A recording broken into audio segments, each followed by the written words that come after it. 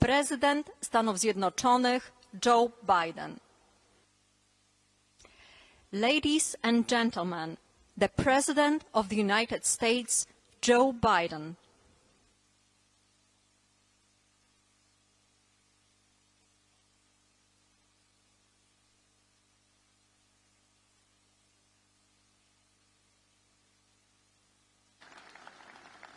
Thank you, thank you, thank you.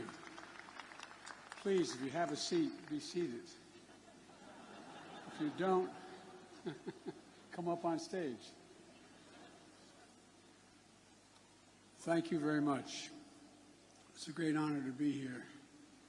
Mr. President, they tell me you're over there somewhere. There you are. Thank you, Mr. President. Be not afraid. These were the first words at the first public address of the first Polish Pope after his election in October 1978. They were the words that would come to define Pope John Paul II. Words that would change the world. John Paul brought the message here to Warsaw in his first trip back home as Pope in June of 1979. It was a message about the power of faith, the power of resilience, the power of the people. In the face of a cruel and brutal system of government, it was a message that helped end the Soviet repression in the Central Land and Eastern Europe 30 years ago. It was a message that will overcome the cruelty and brutality of this unjust war. When Pope John Paul brought that message in 1979, the Soviet Union ruled with an iron fist behind an iron curtain. Then a year later, the Solidarity movement took hold in Poland. While I know he couldn't be here tonight, we're all grateful in America and around the world for Lech Walesa.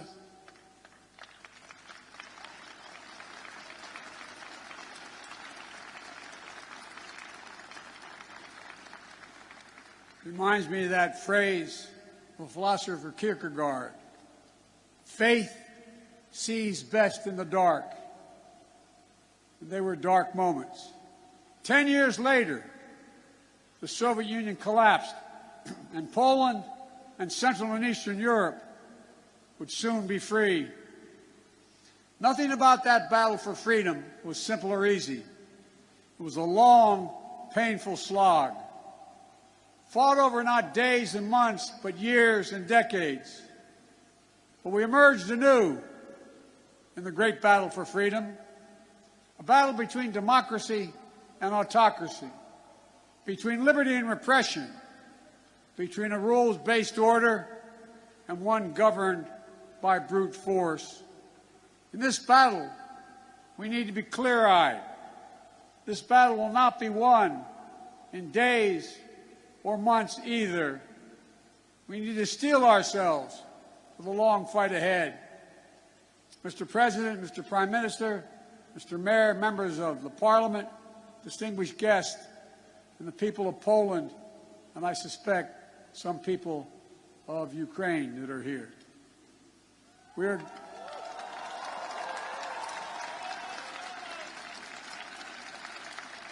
are gathered here at the Royal Castle in this city that holds a sacred place in the history of not only of Europe, but humankind's unending search for freedom. For generations, Warsaw has stood where liberty has been challenged and liberty has prevailed. In fact, it was here in Warsaw when a young refugee who fled her home country from Czechoslovakia was under Soviet domination came back to speak and stand in solidarity with dissidents. Her name was Madeleine Koval Albright. She became one of the most ardent supporters of democracy in the world. She was a friend with whom I served, America's first woman Secretary of State. She passed away 3 days ago. She fought her whole life for essential democratic principles. And now, in the perennial struggle for democracy and freedom, Ukraine and its people are in the front lines, fighting to save their nation. And their brave resistance is part of a larger fight for an essential democratic principles that unite all free people. The rule of law, fair and free elections, the freedom to speak, to write, and to assemble, the freedom to worship as one chooses, freedom of the press. These principles are essential in a free society. But they have always been under siege. They've always been embattled. Every generation has had to defeat democracy's moral foes. That's the way of the world, for the world is imperfect, as we know, where the appetites and ambitions of a few forever seek to dominate the lives and liberty of many. My message to the people of Ukraine is a message I delivered today to Ukraine's foreign minister and defense minister, who I believe are here tonight. We stand with you, period.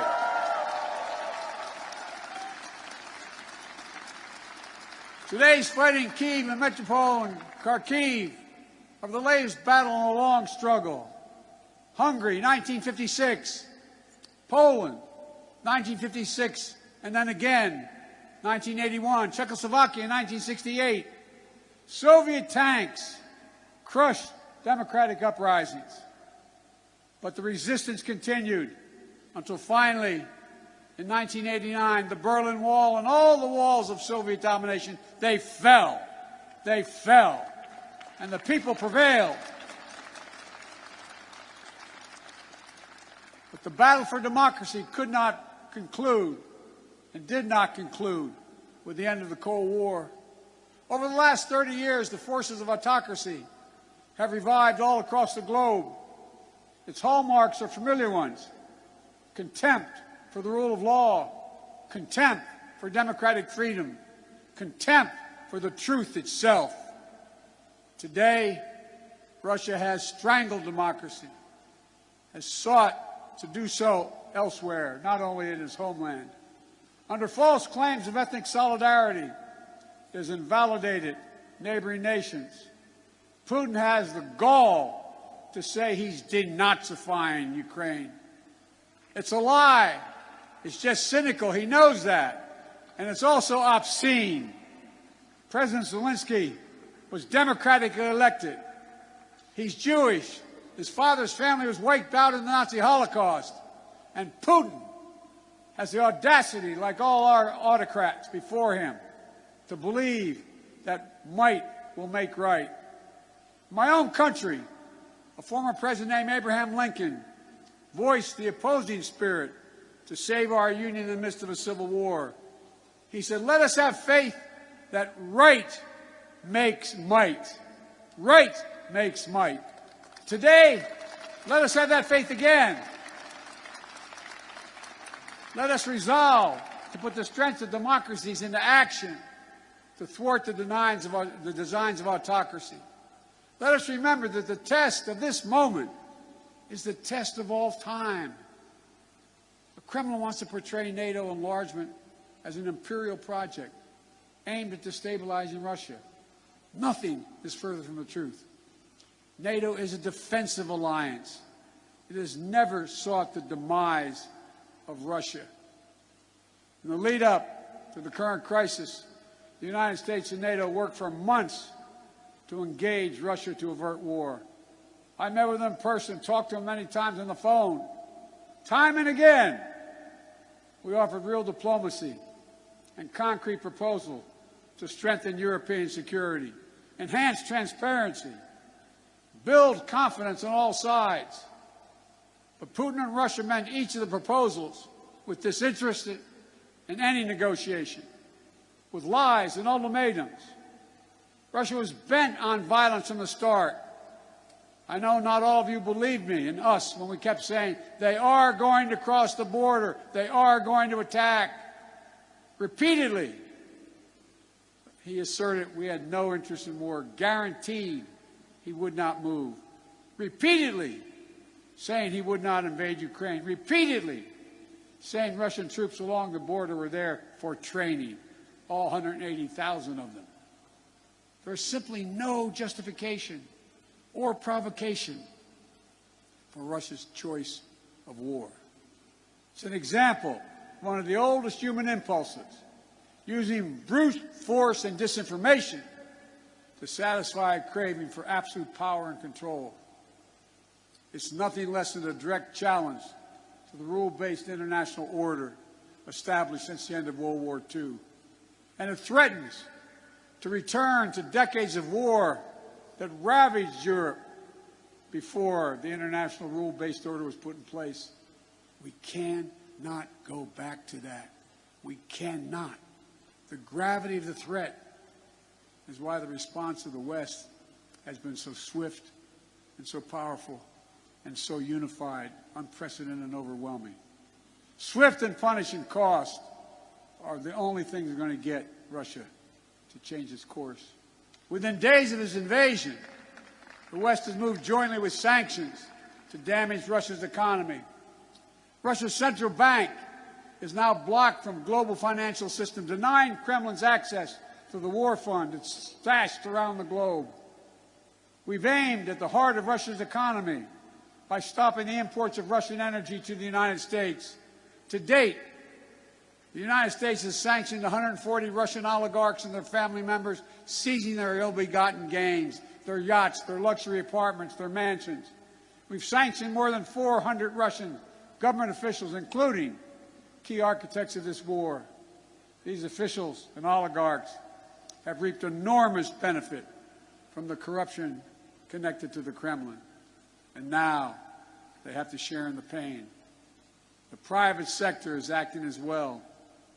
Over 400 private multinational companies have pulled out of doing business in Russia, left Russia completely, from oil companies to McDonald's. As a result of these unprecedented sanctions, the ruble almost is immediately reduced to rubble. The Russian economy, that's true, by the way, takes about 200 rubles to equal $1. The economy is on track to be cut in half in the coming years. It was ranked, Russia's economy was ranked the 11th biggest economy in the world before this invasion. It will soon not even rank among the top 20 in the world. Taken together, these economic sanctions are a new kind of economic statecraft with the power to inflict damage that rivals military might. These international sanctions are sapping Russian strength, its ability to replenish its military, and its ability to project power. And it is Putin, it is Vladimir Putin who is to blame, period. At the same time, alongside these economic sanctions, the Western world has come together to provide for the people of Ukraine with incredible levels of military, economic, humanitarian assistance. In the years before the invasion, we, America, had sent over $650 million before they crossed the border in weapons to Ukraine, including anti-air and anti-armor equipment. Since the invasion, America has committed another $1.35 billion in weapons and ammunition. And thanks to the courage and bravery of the Ukrainian people, the equipment we've sent and our colleagues have sent have been used to devastating effect to defend Ukrainian land and airspace. Our allies and partners have stepped up as well.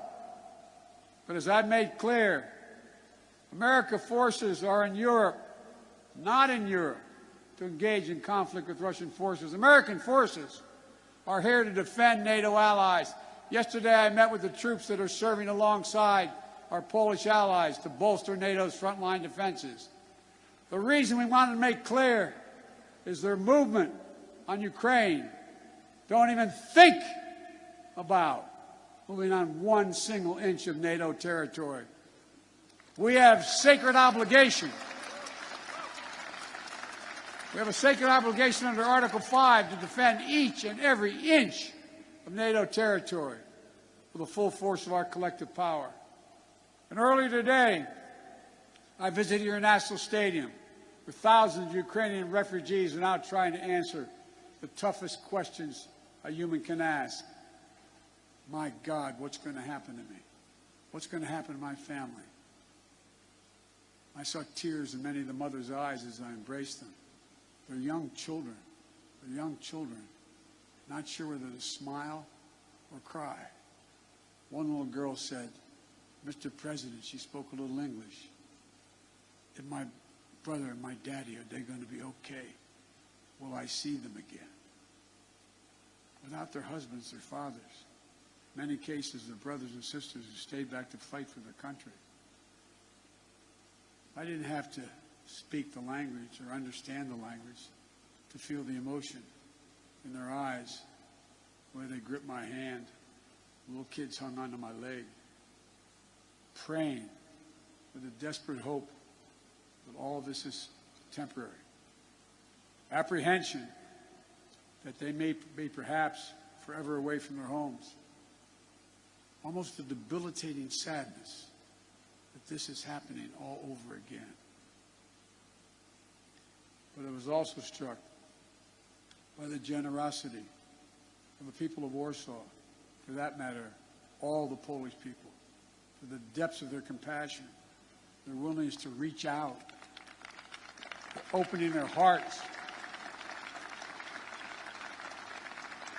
Say to the mayor and the premier, they're opening their hearts and their homes simply to help. I also want to thank my friend, the great American chef, Jose Andres, and his team for help feeding those who are yearning to be free.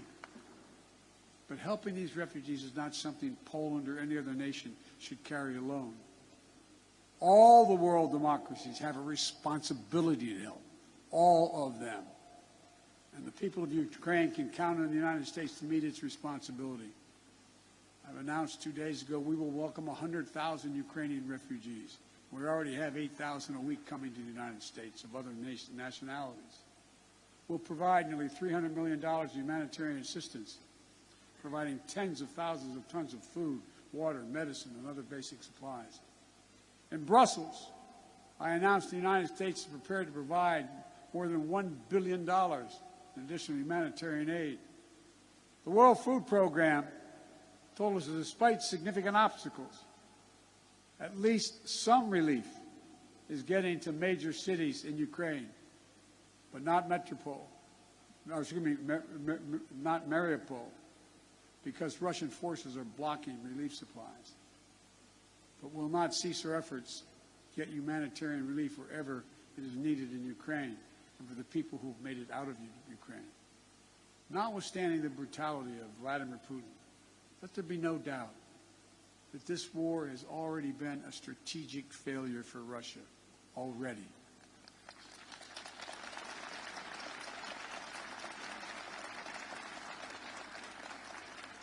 Having lost children myself, I know that's no solace to the people who've lost family. But he, Putin,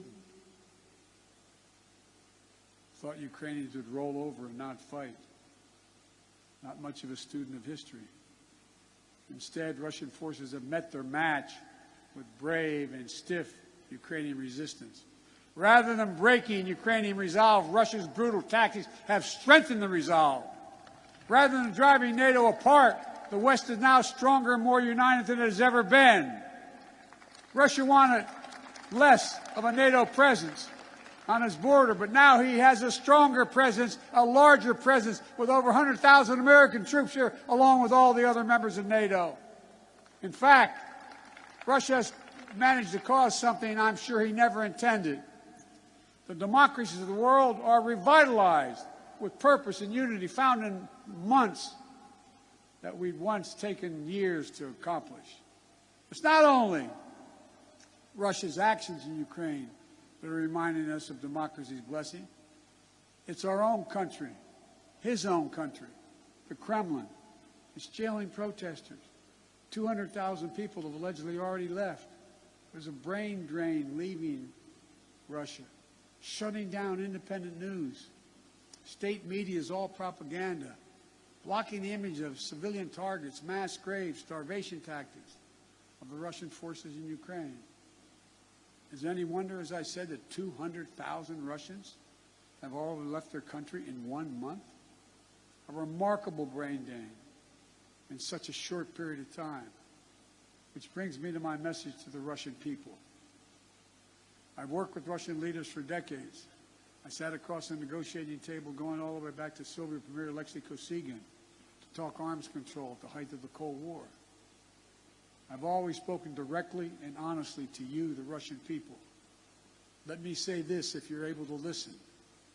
You, the Russian people, are not our enemy. I refuse to believe that you welcome the killing of innocent children and grandparents, or that you accept hospitals, schools, maternity wards, and for God's sake, being pummeled with Russian missiles and bombs, or cities being surrounded so that civilians cannot flee, supplies cut off, and attempting to starve Ukrainians into submissions. Millions of families are being driven from their homes, including half of all Ukraine's children. These are not the actions of a great nation. Of all people, you, the Russian people, as well as all people across Europe, still have the memory of being in a similar situation in the late 30s and 40s. Situation in World War II, still fresh in the minds of many grandparents in the region. Whatever your generation experienced, whether it experienced the siege of Leningrad or heard about it from your parents and grandparents, train stations overflowing with terrified families fleeing their homes, nights sheltering in basements and cellars, mornings sitting through the rubble in your homes. These are not memories of the past, not anymore, because it's exactly what the Russian army is doing in Ukraine right now. March 26, 2022, just days before we're at the 21st, you were a 21st century nation with hopes and dreams that people all over the world have for themselves and their family. Now, Vladimir Putin's aggression have cut you, the Russian people, off from the rest of the world. And it's taking Russia back to the 19th century. This is not who you are. This is not the future you deserve for your families and your children. I'm telling you the truth. This war is not worthy of you, the Russian people. Putin can and must end this war. The American people will stand with you and the brave citizens of Ukraine who want peace. My message to the rest of Europe, this new battle for freedom has already made a few things crystal clear. First, Europe must end its dependence on Russian fossil fuels, and we, the United States, will help.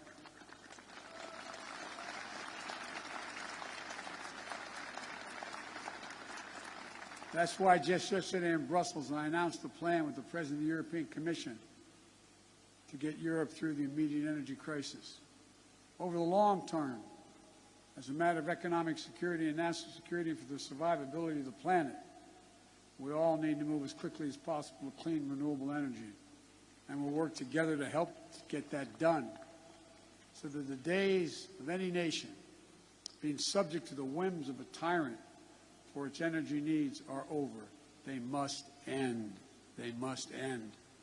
And second, we have to fight the corruption coming from the Kremlin to give the Russian people a fair chance. And finally, most urgently, we maintain absolute unity. We must among the world's democracies. It's not enough to speak with rhetorical flourish of ennobling words of democracy, of freedom, equality, and liberty. All of us, including here in Poland, must do the hard work of democracy each and every day. My country as well. That's why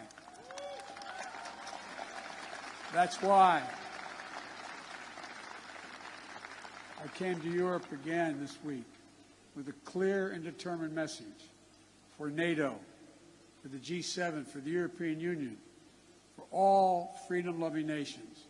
We must commit now to be in this fight for the long haul. We must remain unified today and tomorrow and the day after, and for the years and decades to come. It will not be easy.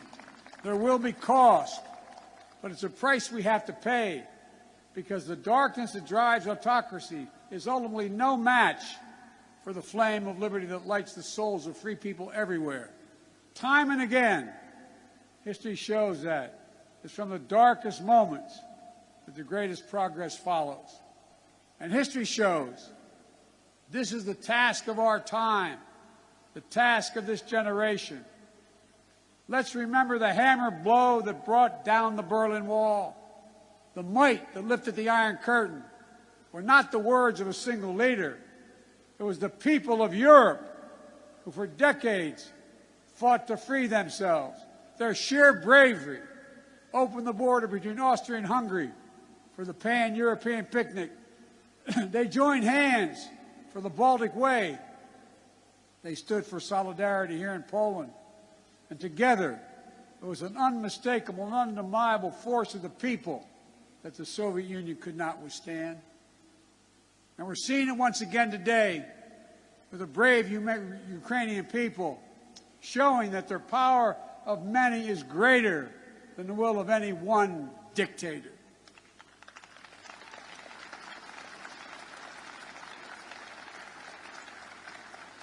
So in this hour, let the words of Pope John Paul burn as brightly today. Never, ever give up hope. Never doubt. Never tire. Never become discouraged. Be not afraid.